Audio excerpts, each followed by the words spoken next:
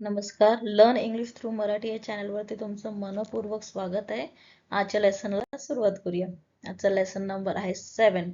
So मी जसं तुम्हाला सांगितलेलं की मी इटचा एक वेगळा लेसन घेऊन येणार आहे. सो आज आपण हा पूर्ण लेसन इट वरती करणार आहोत. सो या धड्यात आपण इट इज, इट वॉज आणि इट विल बी चा वापर करायला शिकणार आहोत. सो इज, वॉज आणि विल बी हे आपण आधीच्या लेसन्स मध्ये शिकलेलो आहोत.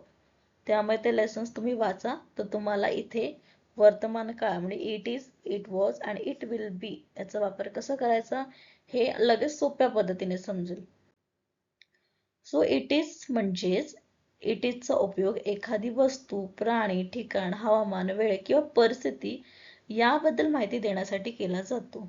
इट म्हणजे ते किंवा ती असं मराठीत उच्चारतात. सो निर्जीव वस्तू, प्राणी, ठिकाण, हवामान, वेळ किंवा परिस्थिती.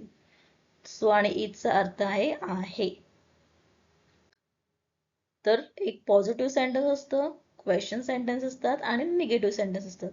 आपण नेहमी पॉझिटिव्ह सेंटेन्स वरनं क्वेश्चन सेंटेन्स कसे बनवायचे हे शिकतो. सो स्टार्ट करूया. It is a book. ते पुस्तक आहे. क्वेश्चन करताना इज पुढे, इट मागे जाणार आहे. Is it book? ते पुस्तक आहे का? आता इथे मी दिलेला आहे सुंदर आहे. हा माणसं ती सुंदर आहे, तो गुण आहे तिचा. सो इट इज पण जे आपण गुणांबद्दल बोलतो किंवा माणसांच्या क्वालिटी स्वभावाबद्दल बोलतो तेव्हा ए चा वापर इथे होत नाही. सो मूड, क्वालिटी आणि गुण ह्याचा मी वेगळा लेसन घेतलेला, तो लेसन नंबर 3 आहे. तो जेव्हा तुम्ही रेफर कराल, जेव्हा वाचाल तेव्हा तुम्हाला ऑटोमॅटिकली इकडे ए आणि एनचा वापर का नाही केला हे समजून जाईल. सो इट इज ब्युटिफुल, ते सुंदर आहे. क्वेश्चन करताना इज पुढे, इट मागे जाणार आहे. Is it beautiful? ते सुंदर आहे का? निगेटिव्ह क्वेश्चन्स करताना इट इज अ बुक. ते पुस्तक आहे. It is not a book. ते पुस्तक नाही. पण जर एखादी गोष्ट स्वच्छ आहे, क्लीन आहे, बघा ए आणि एनचा वापर कधी करतात स्टार्टिंगच्या लेसन नंबर 1 मध्ये मी सांगितले. पण इथे पण कन्सेप्ट क्लिअर करते. ए आणि एनचा वापर वस्तूंसाठी करतात जेव्हा वस्तू एखादी एकच असेल तेव्हा. A book, a pen, a bench, a laptop. आणि क्लीन हे काय विशेषण आहे किंवा माणसांचे गुण असतात की ती किती क्लीन आहे, नीट आहे, छान आहे. सो ते सांगताना ए आणि एनचा वापर होत नाही. So it is a clean, ते स्वच्छ आहे. आणि निगेटिव्ह करताना इट इज नॉट क्लीन, ते स्वच्छ नाही. सो इटच्या सोबत लागतो नॉट.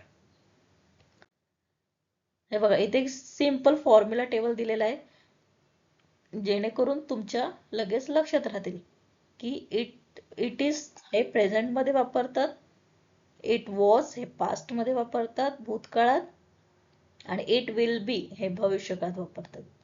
क्वेश्चन करताना इट इज इट होतं आणि इट इज नॉट लागतो निगेटिव्ह करताना. चला क्वेश्चन बघूया म्हणजे अजून इझी लगेच समजून येईल.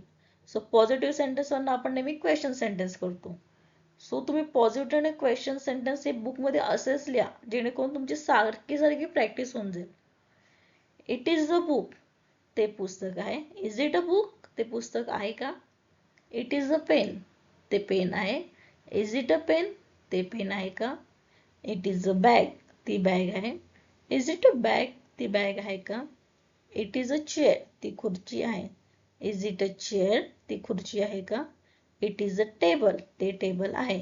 Is it a table? ते टेबल आहे का? नेक्स्ट आहे negative sentences. It is a book, ते पुस्तक आहे. It is not a book, ते पुस्तक नाही. इट इज अ पेन, ते पेन आहे. It is not a pen, ते पेन नाही. सो हे जेव्हा तुम्ही वाचाल तेव्हा तुमच्या बऱ्याच वस्तूंची स्पेलिंग्स पण लक्षात राहतील.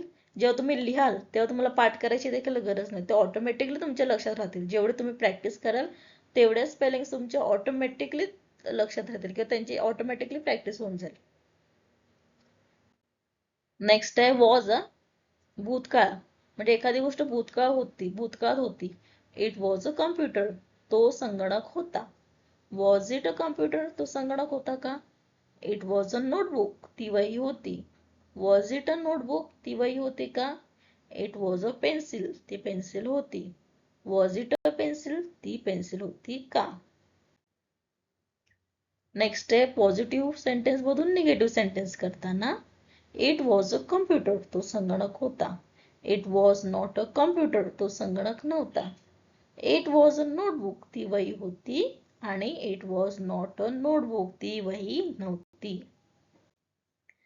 नेक्स्ट आहे बघा मी कम्प्युटर नोटबुक हे सेम ठेवलेत का? कारण का एक आयडिया येईल. तोच शब्द प्रेझेंट मध्ये कसा बोलणार, भविष्यकाळात कसा बोलणार किंवा भूतकाळात कसा बोलणार. सो तर भविष्यकाळ बघते आपण. It will be a computer तो संगणक असेल. विल इट बी कम्प्युटर तो संगणक असेल का? It will be a notebook ती वही असेल. Will it be a notebook ती वही असेल का? It will be a pencil ती पेन्सिल असेल. Will it be a pencil ती पेन्सिल असेल का?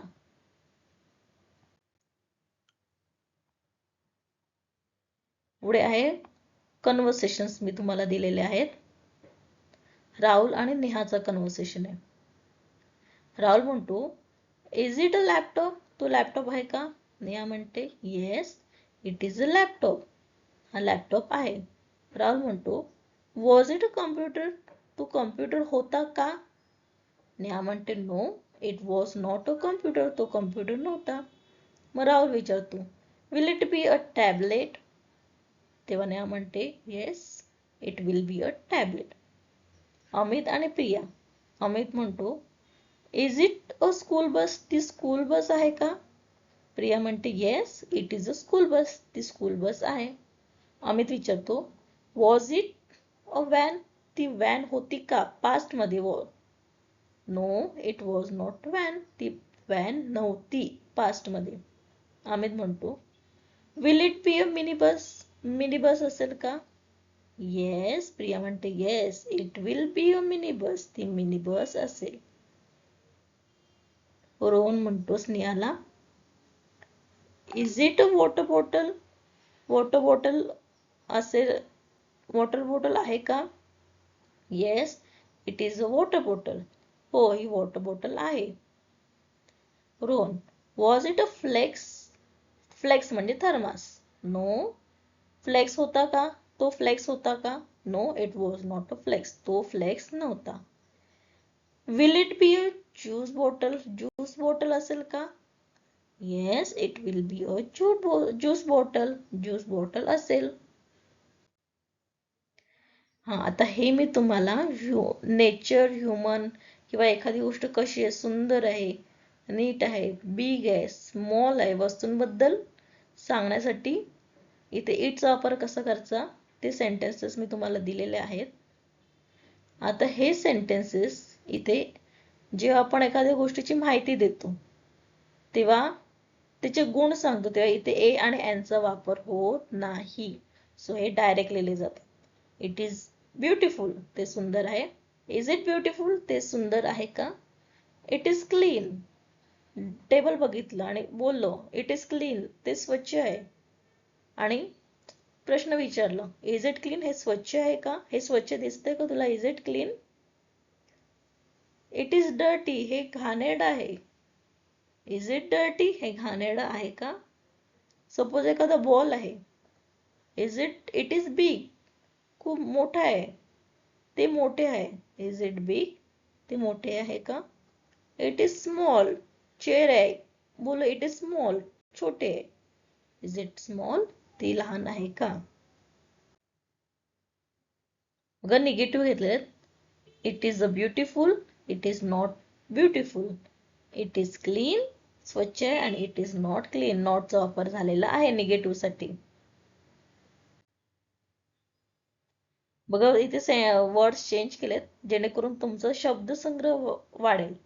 Colourful soft hard smooth rough shining dull जेवढे सेंटेन्सेस वाचाल तेवढे तुम्हाला शब्दसंग्रह तुमचा वाढेल आणि ते वर्ड्स कुठे यूज करायचे हे देखील तुम्हाला समजतील. हे आहेत पॉझिटिव्ह सेंटेन्स वरून निगेटिव्ह सेंटेन्स. आहे भविष्यकाळ बघूया. इट विल बी कलरफुल ते रंगीत असेल. विल इट बी कलरफुल, ते रंगीत असेल का? इट विल बी सॉफ्ट, ते मऊ असेल. विल इट बी सॉफ्ट, ते मऊ असेल का? इट विल बी हार्ड, ते कठीण असेल. विल इट बी हार्ड, ते कठीण असेल का? निगेटिव्ह करताना इट विल बी कलरफुल, ते रंगीत असेल. It will not be colourful, ते रंगीत नसेल. इट विल बी सॉफ्ट, ते मऊ असेल. It will B not soft, ते मऊ नसेल. कन्व्हर्सेशन बघूया. राहुल आणि नेहाबद्दल कन्व्हर्सेशन आहे. राहुल म्हणतो, इज इट कलरफुल, हे कलरफुल आहे का? नेहा म्हणते, येस इट इज कलरफुल, हे कलरफुल आहे. राहुल विचारतो, वॉज इट डल, डल होतं का? No it was not dull. Neha म्हणते, नाही डल नव्हतं. राहुल विचारतो, इट विल बी शायनी, उद्या ऊन असेल का, शाईन असेल का? नेहा म्हणते, yes it will B shiny. So हे कन्व्हर्सेशन बाकीचे तुम्ही वाचायचे, अर्थ समजून घ्यायचे, त्याचे उच्चार बोलायचे, जेणेकरून तुमचं आत्मविश्वास वाढेल. हा जर तुम्हाला व्हिडिओ आवडला असेल तर व्हिडिओ क्लोज केल्यानंतर व्हिडिओला लाईक करा, शेअर करा आणि सबस्क्राईब करा. थँक्यू.